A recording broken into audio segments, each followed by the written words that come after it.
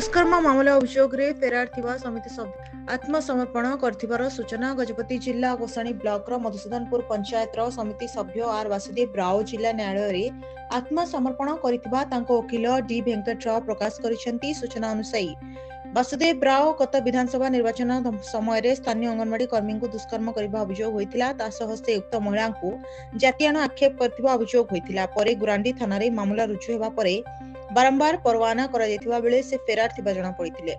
सूचना जे से तोट्टा गुमुटना ग्रामर एवं जणे पूर्वतन सैनिक तेबे से अभियोग प्रकार कौनसी दोषी कार्य करनाहांती एसबु मिथ्या आरोप एवं मामला करा जायछि बोली कहि आसुछंती। तेबे वर्तमान वासुदेव राव जिला न्यायालय रे आत्मसमर्पण करथिबा बेले गोटे वासुदेव राव को कारागार हाजत को पठाई दिया जायतिबा तांको वकील कहिसेंती। तेबे आगामी दिन रे कोन हेउछि एही मामला ताहा जणा पड़िबो बोली चर्चा हेउछि।